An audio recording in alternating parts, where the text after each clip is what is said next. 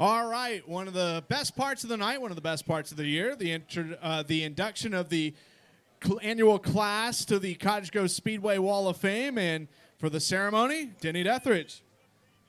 Okay, so we need to call some people up. Brad Turnbull,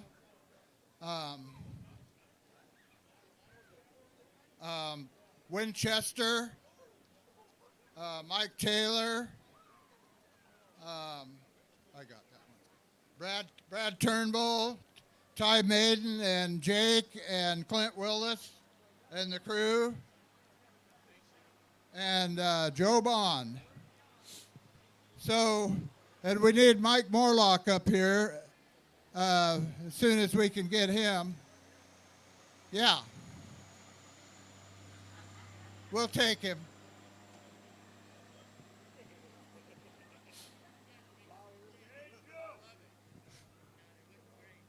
Okay, so usually I forget who to thank, so I've made a list this year. First of all, Heather for hosting this event and allowing us to have it. Mike Wickard and Tiba, they've been a tremendous help. Tiba's our Crestwell ticket giver outer down at Bimart. So Glenn Osborne's been a big help. Mike Morlock, my son Ben. Special shout out to Robert Hand and Carrie Surhoff from Dot's Trophy Shop. So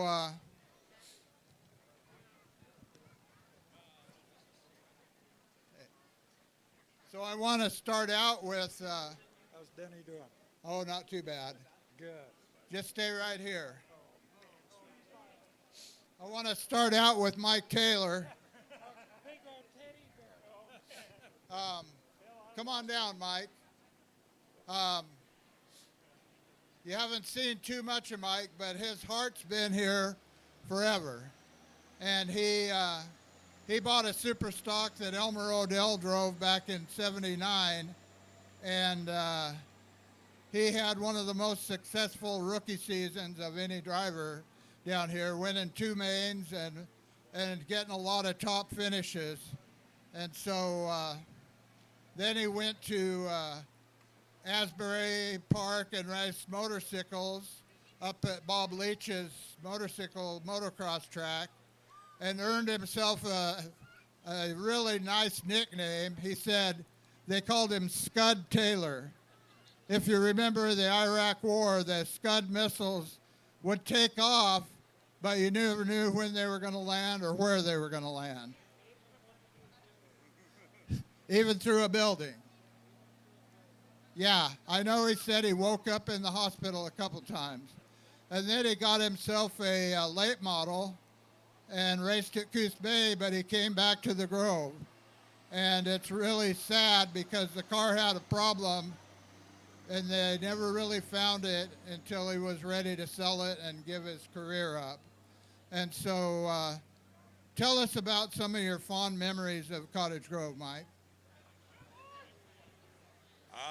First of all, Denny, thank you. This is actually a really big honor. I grew up in Crestwell, wanted to race like my dad. Finally got the opportunity when I was able to get Elmer's car.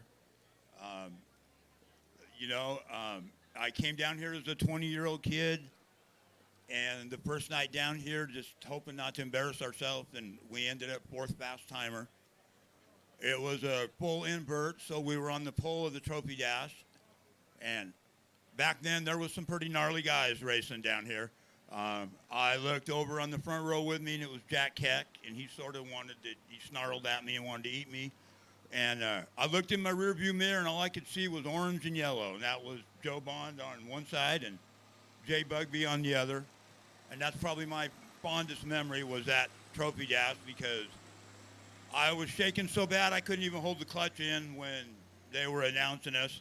And I couldn't even get a start. They ended up putting me in the back. I was so afraid those guys were going to run over me. I think I took off halfway down the back stretch. And anyway, that's probably my fondest memory. I want to thank my family. I have so many people here, my family, my wife for allowing me to be crazy for 30-some years.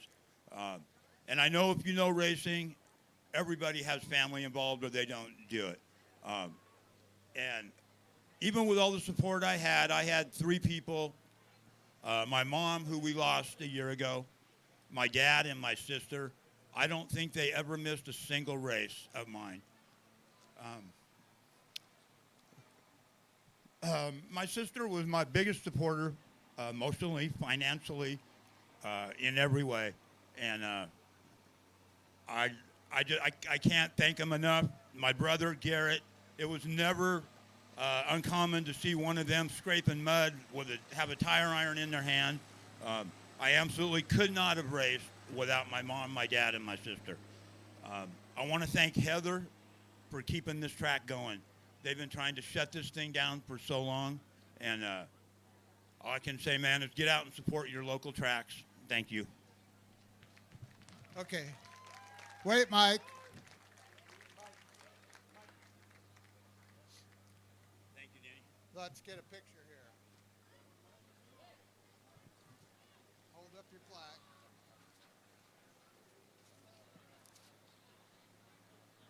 I'll pick it up.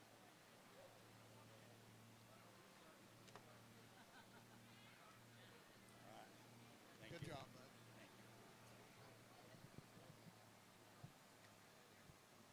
So, yeah. Next on our list is a driver named Tom Hagen. Tom was one of the Blue River Bandits. He drove like a 57 Edsel, number 93, purple, and they said they came down to Grove and took the money back up Blue River and won all the money. So he really had a very successful career, a real steady driver. I got to meet him several years ago, and then they moved to Oklahoma, and so I've been in contact with his son Troy, and he passed away last summer, I believe, and in December. Okay. Anyway, you know, he was a very nice guy. He loved racing. When he left this area, he went and raced in other states and never lost his desire and probably talent. So you're his daughter, his granddaughter, and his great-grandson's here. So tell us a little about Tom. He raced here from 65 to 70, and he would always tell me about his time here. He even brought me here a few times, I think, when I was a kid to see the races. And he always loved the races and would always talk fondly about them. He raced in Colorado and Utah, I think, and Kansas until he retired from it. But he would still always love to go and talk about it. He was really excited to come here for this, but unfortunately he passed away first. And he spread his love of racing to my uncle, and he also loved racing and did some race car driving too. My grandmother wished she could be here, but she's wasn't able to. She's in Oklahoma. So, and this is their first time at a race. So. Wow, nice. You liking it, guys? So Tom had a little bit of a claim to fame early in his career. He was the first guy to end up in his car in the grandstand area. Luckily, nobody got hurt there, but that was quite a little feat that he accomplished there. Anyway.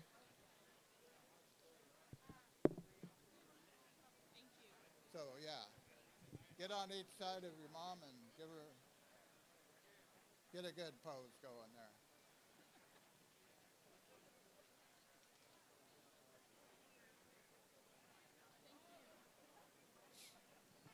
Okay. Thank you very much. Yeah, okay. So our next one,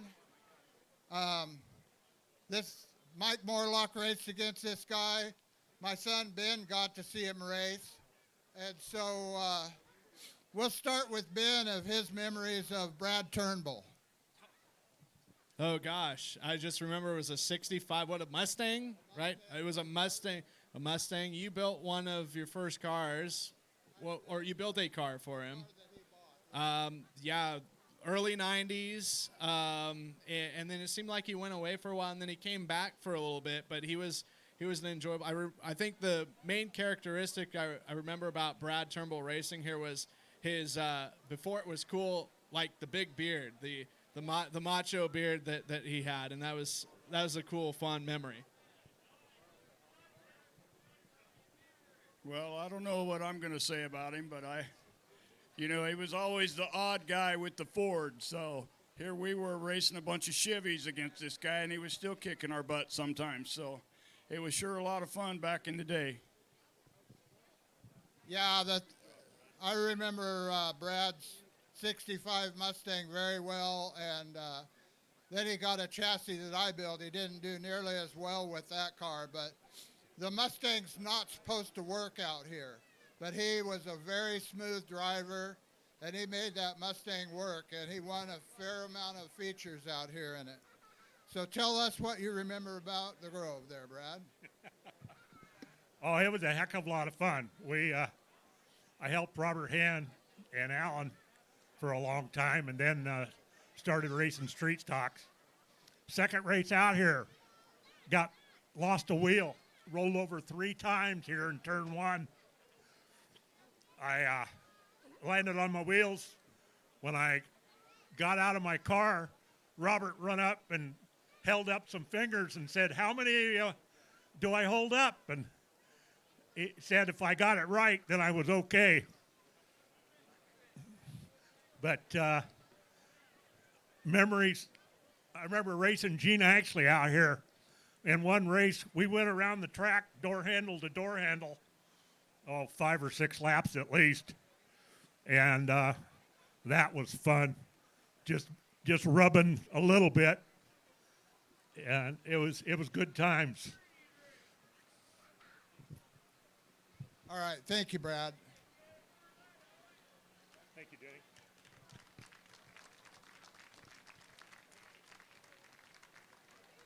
Yeah, Brad didn't have a sugar daddy sponsor or a real fancy car. He did the best with what he had available. Thank you.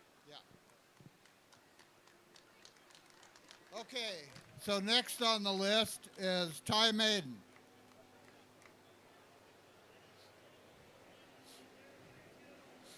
So let's start with Ben again on Ty.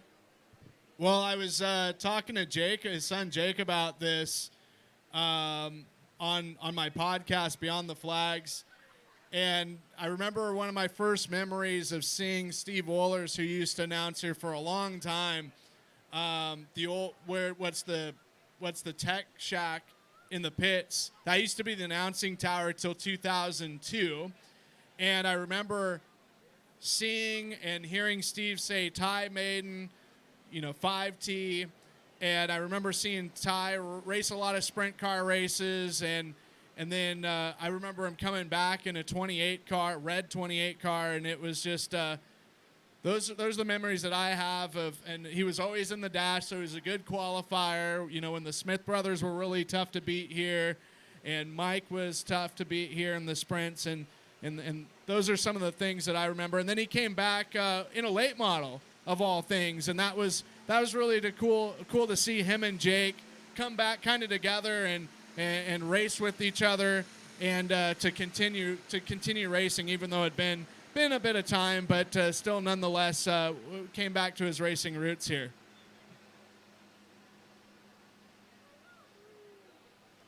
Hold on, we'll have Mike's reflections here in a second. I think he's on. Yeah, he's going to do some business over there. Yeah. So one thing when I talked to Jake or to Ty about putting him in the Wall of Fame was how important his family was to him. and he said his dad raced Roseburg sometimes and stuff, and that he started out here, and he raced a lot at Eugene too, but I always remember he was always right up there, very competitive. Again, probably didn't have the fanciest equipment or a sugar daddy sponsored him, and so he got the best out of what he was running. And, well, he's got to be pretty darn proud of Jake, because he's really learned the racing game, and he's a nice, clean driver, and I think he learned that from his dad. So here's Mike. Mike actually raced against him. Oh, I don't know about Ty here. We had a lot of rough nights, I think. But boy, we raced a long time together. It seemed like every time we changed classes, we were both changing classes. So we raced a lot of laps together, and he was really a tough one to beat. So I really respected all the cars and stuff he had a lot. So I really respected him.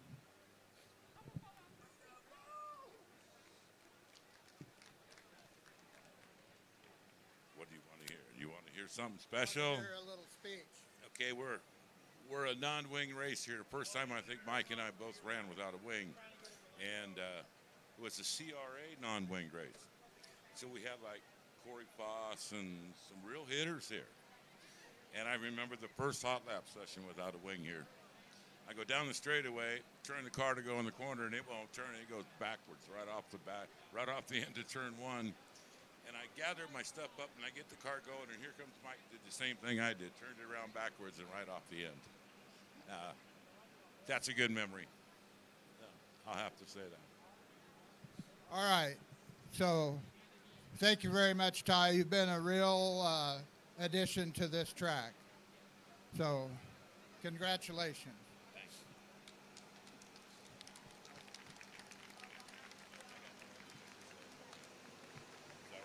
Sure.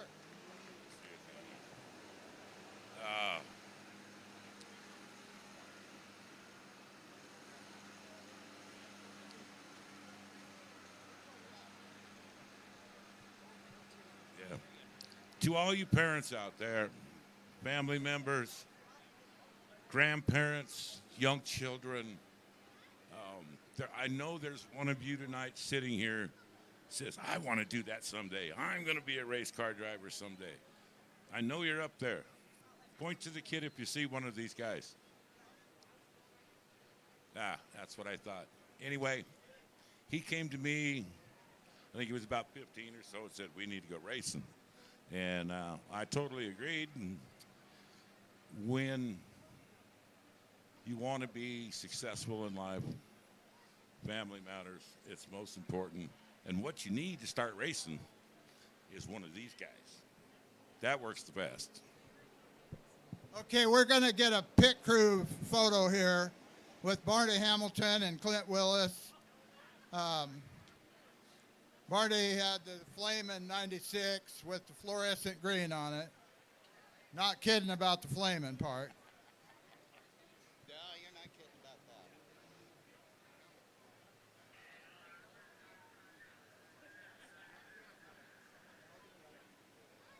All right, guys, congratulations. There you go. Okay. So our next inductee is a gal that was here every time her brother was here, and then when he kind of got out of the racing game, she worked as a track official at several tracks around.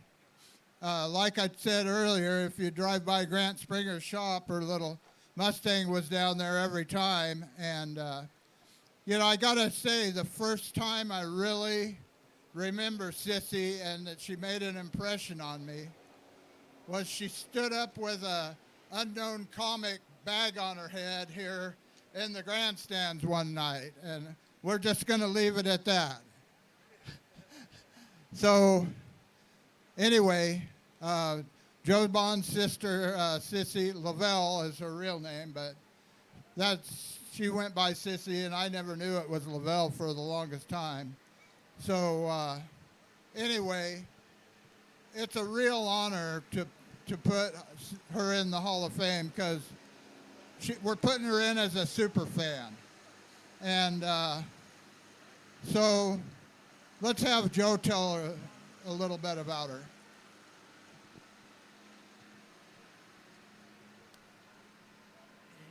She just loved racing so much. I told you that earlier. And started racing Eugene Speedway with me and Jay Bugby. And from there, she come down here to the Grove and then progressed up to Lebanon, and where she met, I'm sure you remember them, is Barb and Phil Goulet. Their son was David Goulet that went on to be a NASCAR truck guy. And Lavel, that's where she met her husband, Randy Evans, which is Justin's uncle, Justin Evans. And I just wish she was here to accept this because it would mean so much to me, but it's the way it is. But this wouldn't be possible without this guy right here. I say that every year. Every year, thanks to Denny and everything to do this. As far as my memories, probably 1979. What was that? The Coca-Cola what? Coca-Cola Clay Classic. It was like an 80-lap race, and at 40 laps, I'm going backwards. And my brother used to pitted for Bugby, but that day they was feuding or something, and talked me to pull her in and put dirt tires on. And 4 laps to go, going into this corner. Keck was leading, Bugby second, Mike Taylor, and me. And I passed all 4 of them on the backstretch and won that race. And Bugby wouldn't even talk to me. And also, I was the first person in the 14s here in that late model. I guess they called it late model then, didn't they? Super stock. Yeah, super stock. But anyways, that's 45 years ago. Now I'm going to turn this back over to Danny. Thanks, everybody. And you know, one of the things that keeps me going is almost every historical night, Sissy would be sitting, whether she had Joe with her or by herself. She was here almost every time. And so that's the kind of thing. And you guys coming out here and enjoying this show. Let's tell them about Keck and the story. You want to? It's good sportsmanship. Well, it was. Yeah. Okay, anyway, so that kind of wraps it up. So I hope you guys enjoy the show, and thank you for coming. You guys are awesome race fans, and please support the track. It's a real jewel, and not everybody gets to do this on Saturday night. So thank you very much.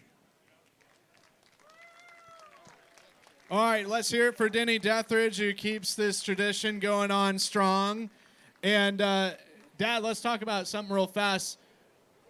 So who's seen the movie Ghostbusters, either the original or the remakes? So that's like a Ghostbusters type ambulance, but that was the ambulance that was here at Riverside Speedway for a long time. And it went away, but it's been brought back. It was brought back kind of last year. And it's great to see that fixture back here in the infield when you guys pit in the infield. Yeah, there was a little snack bar out there about where the flagpole is, and so, Morlock, come here a minute, God dang it. I ain't quite done with you. Anyway, the ambulance ended up in a little scrapyard or really a vintage junkyard down on 28th in Springfield, and Gene and Eric Ashley bought it and dragged it home, and Mike Morlock gave him a deal on a motor for it, and that helped bring it back to life. You know, thank you so much. Thanks to Gene and Eric for bringing it back, and they've brought it back for you fans. Some of you might remember it, but it was bad news when they had to break out the ambulance, I'll tell you. So anyway, it really is a big part of this track. I think they used it throughout the late 60s, 70s, and early 80s, and if not all through the 80s. So 25 years of service here anyway. So yeah, we pitted on the inside. Parked the trucks out where the pits are now. So anyway, thank you very much, everybody, and let's go racing. Thanks a lot, Dad. We've got a vehicle.